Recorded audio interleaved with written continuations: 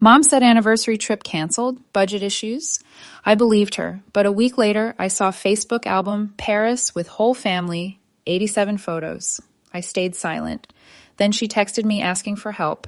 I replied with, "The phone call came on a Tuesday evening while I was grading papers at my kitchen table." My mother's voice sounded apologetic, maybe even a little embarrassed. "Sweetie, I have some disappointing news about the anniversary trip," she began. "Your father and I had to cancel Paris. Budget issues came up, and we just can't swing it right now." I felt genuinely sad for them. 25 years of marriage deserve celebration, and they'd been planning this trip for almost a year. Mom had sent me links to cafes she wanted to visit, museums on her list, even the small hotel in the Marais district they'd chosen. "I'm so sorry, Mom. I know how much you were looking forward to it." "These things happen," she sighed. "Maybe next year. How are things with you?" We talked for another 20 minutes about my job, teaching high school English, about my apartment, about nothing particularly important. She seemed normal, loving like always.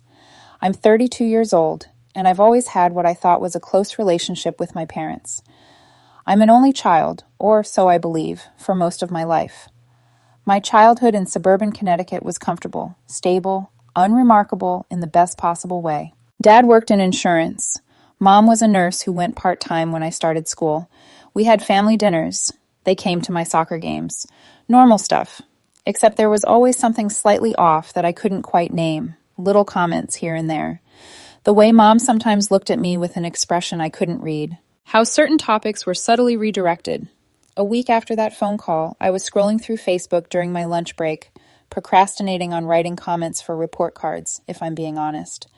That's when Jennifer Morrison's post appeared in my feed. Jennifer was my neighbor growing up. We'd been friendly, but not close. The kind of people who liked each other's posts but rarely spoke anymore. Her latest update showed her grinning in front of the Eiffel Tower with the caption, "Surprise family reunion in the City of Light, best week ever." My finger froze over the screen. I clicked into the album. 87 photos loaded slowly, each one twisting something deeper in my chest. There was my mother in a striped shirt and sunglasses holding a croissant at a cafe, my father laughing with a wine glass raised. Jennifer's parents, whom I'd known my entire childhood, and 3 other people I'd never seen before in family pictures. A woman in her mid-30s with dark curly hair, a man about the same age with my father's nose and chin, a younger woman, maybe 28, with my mother's eyes and smile. They weren't friends joining the trip. The body language told a different story. The way my mother had her arm around the curly-haired woman. How my father stood between the man and my mom, his hands on both their shoulders. The comfortable intimacy in every shot. Photo 14. All 6 of them at a restaurant, champagne glasses raised. The caption read, "To family, no matter how complicated." Photo 23. My mother and the curly-haired woman, heads together, both laughing at something off camera. Photo 41, my father with his arms around both women, looking happier than I'd seen him in years. Photo 62, all of them in front of Notre Dame, posed like any family tourist photo, except I wasn't in it. I sat in the teacher's lounge, staring at my phone until the bell rang for 5th period. My hands were shaking. Students filed past me in the hallway, and I barely saw them. Budget issues.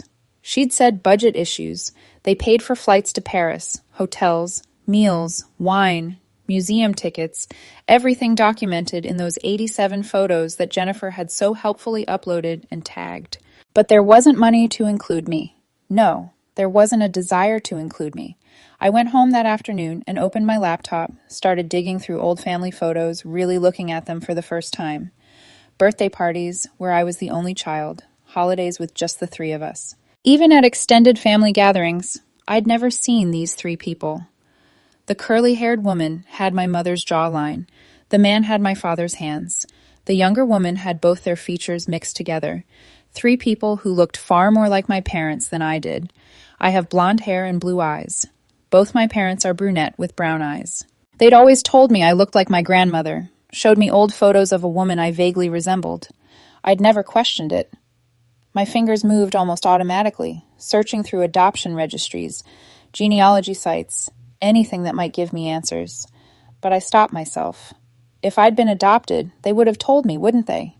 Unless they were ashamed. Unless I was a mistake they'd been stuck with. Unless I was something they'd taken on out of obligation, while their real children, their wanted children, had been somewhere else. The thoughts spiraled through my head for hours. I didn't sleep. I kept returning to those photos, studying every smile, every casual touch, every moment of joy I hadn't been invited to share. The next morning, I called in sick, spent the day staring at walls, at my phone, at nothing. Friends texted. I didn't answer. There was a weight pressing down on my chest that made breathing difficult. My mother called that evening. I let it go to voicemail. She left a cheerful message about stopping by this weekend, maybe going to lunch, like nothing had happened, like she hadn't just returned from Paris, like those 87 photos didn't exist. I deleted Facebook from my phone, then reinstalled it an hour later and looked at the album again. Jennifer had added more photos. 93 now. One showed my mother and father at the top of the Arc Triumph, his arm around her waist, both of them glowing. Another showed all 6 of them at a candlelit dinner, the caption reading, "Finally, everyone together. Worth the wait. Finally, everyone together." The message was clear. I wasn't everyone. I was something separate, something other. Days passed. I functioned on autopilot at work, came home to an empty apartment, avoided all contact with my parents. Mom called twice more, texted, asking if I was okay. I responded with brief messages. "Busy with work. Talk soon." She seemed satisfied with that.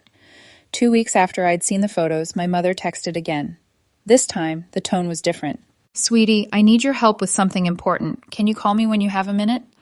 I stared at the message for a long time. Part of me wanted to ignore it entirely. Part of me wanted to call and scream. Instead, I typed back, "What's wrong?"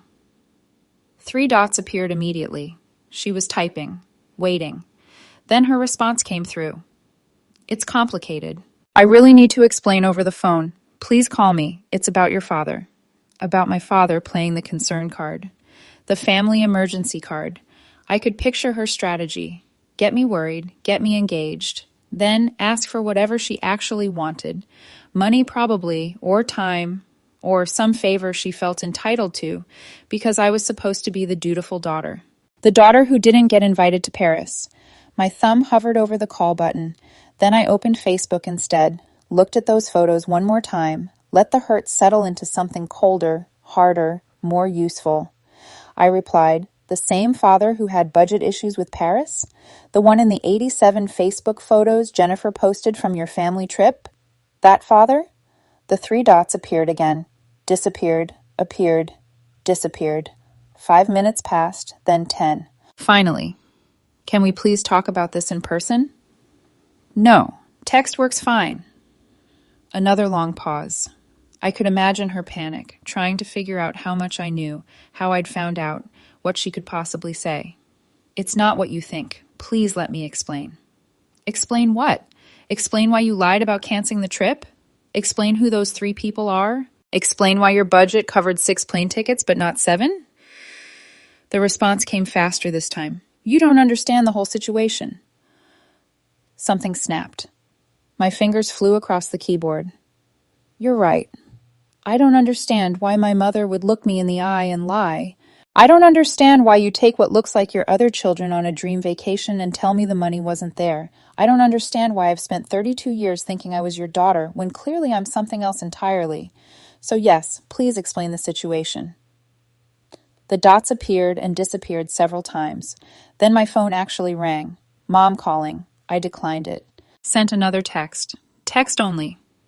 What came back was long, clearly typed and retyped several times. "Those people are family I haven't seen in years because of complicated circumstances. Your father and I planned this reunion carefully and didn't want to overwhelm you with family drama you've never been part of. We were going to tell you everything when the time was right. This wasn't about excluding you. We love you so much. Please believe that." I read it 3 times, each word carefully chosen, each excuse perfectly crafted. "Who are they?" "Your half-siblings from before your father and I got married. It's complicated." 3 half-siblings.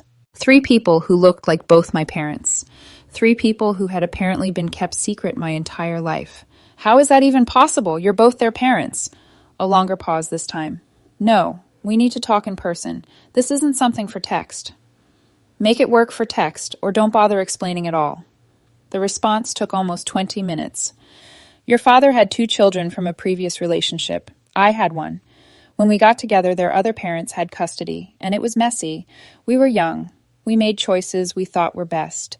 After we had you, we tried to maintain relationships with them, but it was difficult. They were hurt and angry. Eventually, we lost touch. Recently, they reached out, wanting to reconnect. We thought Paris could be a fresh start. I sat with that explanation, trying to make it make sense. 3 half-siblings I'd never known existed. Relationships that fell apart before I was born. A reunion trip I wasn't told about because why exactly? So, you thought the best way to handle a fresh start was to lie to me and exclude me? We didn't want to complicate things. They were already nervous about reconnecting. Adding another person they'd never met felt like too much. Another person. That's what I was. Too much. A complication. I'm your daughter, not another person. Of course you are. You're my baby girl. But they've been hurt for so long, and we wanted to focus on healing those relationships first. We were planning to tell you afterward and, hopefully, arrange for everyone to meet soon. The explanation was almost reasonable, almost made sense, almost justified the lie. Except it didn't. Not even close. You could have told me the truth. You could have said, we are reconnecting with your half-siblings, and we need to do this trip with just them first. I'm 32 years old. I would have understood. Instead, you invented a lie about budget problems. I know you're right. I'm sorry. It was wrong. I panicked and said the first thing that came to mind. When were you planning to tell me? Before or after Jennifer posted 93 photos for the world to see? No response for a while. Then, I didn't know she was posting photos. She wasn't supposed to, but she did. And now I know. So what did you need help with? The change of subject seemed to catch her off guard. The dots appeared and disappeared multiple times before she finally answered. Your father needs a minor surgery next month. Nothing serious, but he'll need someone to drive him home and stay with him for the first day. I have a work conference I can't miss. I read that message 5 times. She wanted me to provide care for my father. The father who'd spent thousands on a Paris reunion that I wasn't worth including in. The father who'd chosen reconnecting with children who'd been out of his life for decades over being honest with the daughter he'd raised. Ask one of your other children. They don't live nearby, and it's just one day, please. I'm busy that week. You don't even know which week it is yet. Doesn't matter. Whatever week it is, I'm busy. Don't be childish about this. Your father needs you. Childish. She called me childish. I looked at those Facebook photos again. My parents laughing in Paris. Their other children looking genuinely happy. A family complete without me. He needed me when he was deciding whether to be honest about his secret family reunion.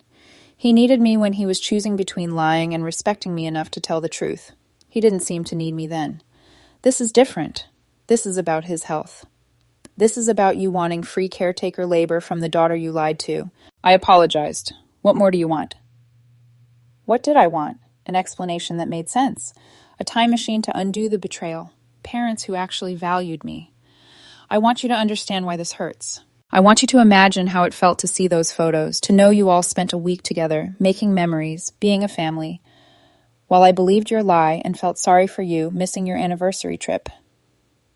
I do understand, but punishing your father by refusing to help with his surgery isn't the answer. I'm not punishing anyone. I'm simply unavailable, like you were unavailable to be honest with me, like I was unavailable to be invited to Paris. You're being incredibly selfish. The word hit like a slap. Selfish. I was selfish for not immediately forgiving a lie and volunteering to provide care for someone who had deliberately excluded me from a major family event. You know what's selfish, Mom? Lying to your daughter's face. Spending thousands on a trip you claim you can't afford while excluding her. Having 3 other children you never mentioned. Then calling and expecting favors when you need something. That's selfish. Those relationships are complicated in ways you can't understand. Then help me understand. Tell me the whole truth. Show me you actually respect me enough to be honest. The dots appeared, disappeared, appeared again. When can we meet for coffee? We can't. You have to let me explain properly. I don't have to do anything. You're the one who needs something from me, so explain here or don't. Another long pause, then a wall of text. Fine. Your father was married before me. They had twins, Marcus and Diana. When they divorced, his ex-wife moved to California with the kids. He had summer visitation, but it was messy and painful. I had Rachel from a previous relationship. Her father wasn't involved. When your dad and I got together, we tried to blend the family, but the kids were angry and hurt. Marcus and Diana blamed me for their parents' divorce, even though it happened before I met your father. Rachel felt like she was losing me. It was chaos. Eventually, we had you, and we hoped a baby would bring everyone together. Instead, it made things worse. The older kids felt replaced. Rachel was jealous. Their other parents used it all against us. We were young and overwhelmed. We made the painful choice to step back and let the older kids have stable lives with their other parents instead of constant conflict with us. We sent money, cards, gifts, tried to maintain connection. But over time, they stopped responding. We thought we'd lost them forever. Then last year, Marcus reached out. He's married now, has perspective, wanted to heal. Diana and Rachel felt the same. We've been rebuilding slowly. Paris was supposed to be symbolic, a fresh start. We didn't tell you because we didn't want to get your hopes up if it failed, and we didn't want to burden you with decades of family baggage. We wanted to protect you. I read through it twice. It was more information than I'd ever gotten about my parents' past. It explained the logistics, but it didn't explain why they thought lying was better than trusting me with the truth. I'm 32. You didn't need to protect me. You're our baby. We'll always want to protect you. By lying, by excluding me, by making me feel like I don't matter? You matter more than anything, but this was about them, not you. It became about me the second you lied to my face. What do you want me to say? I've apologized. I've explained. I can't change what happened. I want you to understand that this broke something. I want you to see that you chose them over me. I want you to acknowledge that your protection felt like rejection. I never chose them over you. I chose to handle a delicate situation carefully. You chose to lie. Own that. Fine. I chose to lie. I was wrong. Now will you help your father? The audacity of it almost made me laugh. An admission of wrongdoing immediately followed by the same request she'd started with. No, he's your father. He's also someone who valued a reconciliation with children who haven't been in his life for decades, more than honesty with the daughter he raised. He made his choices. I'm making mine. You'll regret this. Maybe. But right now, the only thing I regret is not seeing this coming. Seeing what coming? That I was never really part of your family. I was the child you kept because you had to. They were the children you wanted. That's not true. Prove it. Show me one shred of evidence that I'm as important to you as they are. No response. The dots appeared and disappeared several times, but no message came through. I waited 20 minutes. Nothing. Then an hour. Finally, my phone rang again. Dad, this time. I declined it. He called back immediately. I declined again. A text from him. Your mother is very upset. Call me. I replied, I'm sure the family you spent a week with in Paris can comfort her. Don't be like this. We love you. You have a funny way of showing it. We made a mistake. Let us make it right. How are you going to uninvent the lie? Uninvite your other children from Paris and take me instead? Travel back in time and tell me the truth from the beginning? Be reasonable. I am being reasonable. You lied. I found out. Now you want a favor. The reasonable response is no. Family helps family. Those words sat on my screen, heavy with irony. Family helps family. The family that left me out. The family that lied to me. The family that expected me to simply forgive and forget because they needed something. Then ask your family. You have 3 other children now. I'm sure one of them can help. You're being petty. I'm being honest, something I learned recently that this family struggles with. My father didn't respond. The silence stretched for hours. Around midnight, my mother texted again. Please think about what you're doing. Your father's surgery is important. My emotional well-being is important too. Apparently less important than your Paris reunion, but important to me. We can work through this. Just help him first. Then we'll sit down and talk everything through. So, help me first. Then maybe you'll respect me enough for a real conversation. That's not how this works. What do you want from us? The question hung there. What did I want? An apology? I'd gotten a half-hearted one. The truth. She'd given me a version of it. Understanding? That seemed impossible. I want you to sit with the consequences of your choices. I want you to understand that trust, once broken, doesn't automatically repair. I want you to feel a fraction of what I felt, seeing those photos. So you want revenge. I want accountability. By refusing to help with a medical procedure? By establishing that I'm not available whenever you need something, regardless of how you treat me. This is cruel. No. Lying to someone's face and then posting vacation photos for the world to see is cruel. Calling your daughter childish and selfish for being hurt is cruel. I'm just unavailable. Another long silence. Then, from my father, I'll ask Jennifer's daughter to help. She's offered before.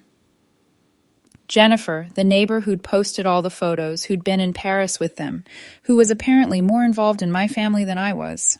That sounds perfect. Your mother is heartbroken. She'll recover. She has 3 other children to comfort her. Stop throwing that in our faces. Stop pretending you didn't know exactly what you were doing. No more messages came that night. The next morning, I woke up to an email from my mother. Long, detailed, emotional. She explained again about the complicated family dynamics, about wanting to protect me, about loving me more than anything. She promised we'd plan a special trip, just the 3 of us. She swore this would never happen again. She didn't apologize for calling me selfish. She didn't acknowledge that lying had been wrong beyond a basic mistakes were made statement. She didn't seem to understand why trust wasn't automatically restored. I didn't respond. Days became weeks. My father's surgery came and went. According to Facebook, Jennifer's daughter had indeed helped. Mom posted a thank you to her, calling her an angel in our time of need. Nothing about her actual daughter, who declined to help. I blocked them both on social media, changed my relationship status to "it's complicated" as a private joke to myself. Friends asked if everything was okay with my parents. I gave vague answers about growing apart, needing space, family differences. The truth felt too complex to explain. How do you tell people that you discovered your parents had 3 other children they'd hidden your entire life? That they'd taken those children on a dream vacation while lying to you about money problems? That when confronted, they'd apologized, but then immediately asked for favors? It sounded insane, even in my own head. A month after the surgery, my mother sent flowers to my school. Big, expensive arrangement with a card. Missing my daughter. Love, Mom. I gave them to the school secretary. 2 months later, my father showed up at my apartment. I saw him through the window and didn't answer the door. He knocked for 10 minutes, then left an envelope tucked under the doormat. Inside was a letter, handwritten, several pages long. He explained his perspective on the divorce, on losing custody, on the pain of estrangement from his older children. He talked about how much having me had meant to him, how I'd been wanted and loved. He said the Paris trip had been his idea, his desperate attempt to heal decades-old wounds before it was too late. He still didn't apologize for the lie. The letter ended with, "I hope someday you can forgive us. We're still your parents. We still love you. The door is always open." I put the letter in a drawer and tried to move on with my life, but the wound stayed fresh. Every time I saw families together, I thought about those photos. Every time someone mentioned their parents, I felt the ache of betrayal. Every holiday that passed without contact felt both painful and necessary. 3 months after everything fell apart, Marcus added me as a friend on Facebook. I stared at the request for a long time. My half-brother, one of the people in those Paris photos, one of the reasons I'd been excluded. I accepted it out of curiosity. He messaged immediately. "Hey, I know this is weird. Our parents told us what happened. I wanted to reach out directly." Against my better judgment, I responded. "Why?" "Because what they did was messed up." Diana, Rachel, and I talked about it. We didn't know they'd lied to you. We thought you knew about us and chose not to come. Something loosened in my chest. They told you I couldn't make it? They said you were busy with work. We were actually disappointed we wouldn't get to meet you. I sat back, processing. They'd lied to everyone, told me about budget issues, told them I was too busy, kept us separate while pretending it was for everyone's benefit. Did they tell you anything about me before the trip? Honestly, not much. We knew we had a younger half-sister. That's about it. They kept things pretty separate. We thought it was because you weren't interested in connecting. I didn't know you existed until I saw the Paris photos. Are you serious? Completely. 32 years old, and I'd never heard of any of you. Holy. That's really messed up. I'm sorry. Not your fault. Still, for what it's worth, we'd like to get to know you, if you're interested, without our parents involved. I thought about it.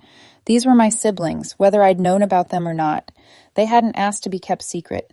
They hadn't made the choice to exclude me. Maybe. I need time to process everything still. Totally understand.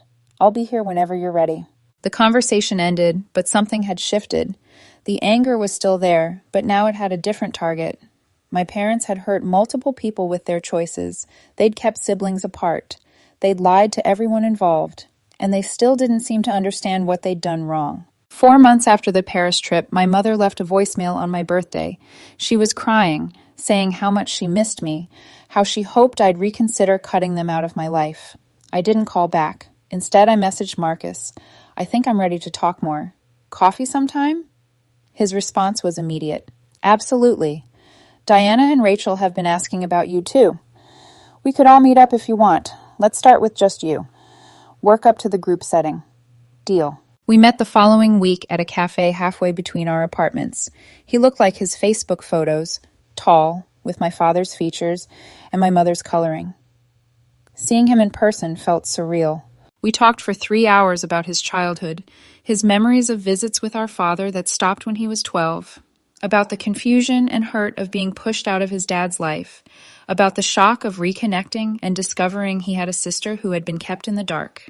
They tried to control everything, he said, keep everyone in separate boxes. I think they genuinely believed it was for the best. The best for who? I asked. For them. So they didn't have to deal with the messiness of blended family complications. It made sense in a twisted way. My parents had tried to avoid difficulty by compartmentalizing their lives, but in doing so, they created more pain than if they'd just been honest from the start. Do you think they'll ever understand what they did? I asked. Marcus shrugged. I don't know. Mom keeps trying to justify it. Dad mostly stays quiet. They're hurt that you're not talking to them, but I don't think they really get why. They called me selfish. Of course they did. Taking accountability is hard. We started meeting regularly. Then I met Diana, who was sharp and funny and had my mother's wit. Then Rachel, who was quiet but warm. 3 siblings I'd never known. 3 people who understood what it felt like to be managed and manipulated by parents who thought they knew best. 6 months after Paris, Diana sent a group text. Parents want to plan a family dinner. All of us. They're asking if we think you'd come. I stared at the message. Part of me wanted to refuse on principle, but another part was tired of being angry all the time. Are they planning to actually apologize or just pretend nothing happened? Diana, not sure. Want me to ask? Yes. And tell them pretending is off the table. She reported back an hour later. Dad says he's willing to have a hard conversation. Mom is resistant, but says she'll try. Not good enough. They both need to own what they did. Full accountability, no excuses. Marcus, we can be there as backup if you want. The idea of facing my parents with my siblings present felt right. They couldn't gaslight me if there were witnesses. Couldn't call me childish or selfish with an audience. Okay, I'll come. But ground rules. They apologize properly, they explain why they made every choice, and they accept that trust has to be rebuilt, not demanded. Rachel. We'll make sure they understand before we confirm. The dinner was planned for the following month at my parents' house, which felt like going into enemy territory. But I'd spent 32 years believing that house was my home. Maybe it was time to reclaim it, or let it go for good. The night of the dinner, I arrived with Marcus. Having him there made me feel braver. Diana and Rachel were already inside. My mother opened the door. She looked older than I remembered, thinner, her eyes red. Hi, sweetie, she said quietly. Mom. We stood there awkwardly until Marcus gently guided me inside. The dining room table was set formally. My father stood when we entered. He looked uncomfortable in a way I'd never seen before. We all sat. The tension was suffocating. Finally, my father cleared his throat. Thank you for coming. We know this hasn't been easy. I waited, saying nothing. We wanted to explain ourselves, Mom started. To help you understand. No, I interrupted. We're not doing explanations first. Apologies first. Real ones. They exchanged glances. Diana nodded at them encouragingly. Dad spoke first. We're sorry we lied about the Paris trip. We thought it would be easier than explaining the situation, but we were wrong. It hurt you, and that wasn't our intention. It was better than nothing. Barely. And? I prompted. Mom took a breath. And we're sorry for how we handled this entire situation. For not being honest about your siblings, for trying to manage everyone separately instead of bringing you all together. For calling you selfish when you were understandably hurt. Why did you do it? I asked. The real reason. Not the protective parent excuse. The actual truth. They were quiet for a long moment. Then Dad said, because it was easier. Because dealing with the complexity of blended families and hurt feelings and competing needs was overwhelming. Because we were selfish and wanted to avoid difficult conversations. There it was, the truth. We convinced ourselves it was for everyone's benefit, Mom added. But really, it was for ours. We didn't want to face the consequences of our past choices. We didn't want to admit we'd failed at maintaining relationships with Marcus, Diana, and Rachel. Starting fresh with them felt like a second chance, and including you meant acknowledging all the ways we'd kept everyone apart. I felt tears burning my eyes, but refused to let them fall. Do you understand why that hurt so much? Yes, Mom whispered. You were the daughter we raised, the one who was always there, and we treated you like you mattered less than the children we'd lost. That was wrong. That was incredibly wrong. The room was silent except for the sound of my mother crying. I love you, she said. I love you so much, and I broke your trust. I don't know if I can ever fix that, but I want to try, however long it takes. I looked around the table at my father, who looked genuinely remorseful, at Marcus, Diana, and Rachel, who were all watching with supportive expressions, at my mother, who was falling apart. It's going to take time, I said finally. A lot of time, and complete honesty from now on. No more managing me. No more lies, even small ones. No more treating me like I'm too fragile for the truth. We can do that, Dad said. We will do that. And therapy, family therapy, for all of us. Mom nodded. Whatever you need. I'm not ready to forgive yet, I said quietly, but I'm willing to try to rebuild. That's more than we deserve, she said. Maybe it was. Maybe I was being too generous. But I was tired of being angry. Tired of the wound that wouldn't heal.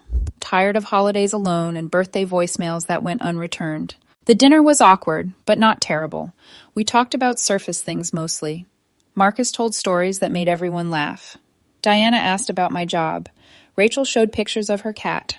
My parents were careful around me, deferential in a way they'd never been before. It felt strange, but necessary. When I left, my mother hugged me at the door. I let her, even though it felt uncomfortable. Thank you for coming, she whispered. Thank you for giving us a chance. I drove home with Marcus, both of us quiet. That was intense, he finally said. Yeah, you okay? I don't know. Maybe. For what it's worth, I think you handled that perfectly. You didn't let them off easy, but you didn't shut the door completely either. I wanted to, I admitted. Part of me still does, but another part wants a family back. A different version of my family, one where everyone's honest. That's fair. That's healthy, actually. We drove in silence for a while longer. Then Marcus said, I'm glad we met. All of this aside, I'm glad I have a sister. Something warm spread through my chest. Me too. The healing process was slow. Therapy sessions that were painful and necessary. Dinners where old wounds were carefully examined. Conversations where my parents had to sit with their shame instead of deflecting. My mother struggled the most. She wanted forgiveness immediately, wanted things to go back to normal, but normal was gone. We were building something new, and she had to accept that. My father was quieter, but more consistent. He showed up to every therapy session. He listened more than he spoke. He accepted my boundaries without complaint. A year after Paris, we took a trip together, all 6 of us, to Boston. Somewhere none of us had been. Neutral territory for a family trying to figure out what they were to each other. We walked the Freedom Trail, ate seafood in the North End, took photos where everyone was included. On the last night, sitting in a restaurant overlooking the harbor, my mother raised her glass. To second chances, she said, and to the daughter who was brave enough to demand better from us. It wasn't perfect. The hurt hadn't disappeared, but we were trying, Honestly, messily, imperfectly trying. Marcus caught my eye across the table and smiled. Diana squeezed my hand. Rachel laughed at something Dad said, and for the first time in a year, I felt like maybe I belonged to something real. Not the carefully constructed fiction my parents had maintained for decades, not the compartmentalized relationships they tried to control, but something genuine, built on truth, accountability, and the hard work of people who'd chosen to show up. My mother still had moments where she tried to justify her choices. My father still struggled with expressing emotion, but they were trying, and I was learning that sometimes trying is enough. The revenge I'd wanted initially, the satisfaction of watching them suffer the consequences of their actions, had transformed into something more valuable. I'd gotten my voice back. I'd established boundaries. I'd found siblings I never knew I needed. And my parents had learned that love without honesty isn't really love at all. When people asked about my family now, I had a different answer than before. I had siblings. We were figuring things out. My parents and I had gone through a rough patch, but were rebuilding. The truth, messy as it was, felt better than the careful lies I'd been told my entire life. 2 years after that initial phone call about budget issues, my mother called again. This time, her voice was different, hopeful but cautious. "I wanted to run something by you," she said. "Your father and I are planning another trip, a big family one. We'd like everyone to come, and we'd like you to help plan it if you're interested." I thought about it. About the girl who'd sat in a teacher's lounge staring at Paris photos, feeling worthless and excluded. About the woman I'd become, who knew her worth and demanded respect. "Where were you thinking?" "We thought maybe you could choose somewhere you've always wanted to go." "Italy," I said immediately. "I've always wanted to see Italy." "Then Italy it is. Will you help me plan it?" "On one condition." "Name it." "No lies about anything. Even if you think it's protecting someone, even if it's uncomfortable. Complete honesty." "I promise," she said. And for the first time in years, I believed her. 6 months later, we stood in front of the Colosseum, all 6 of us, taking a family photo.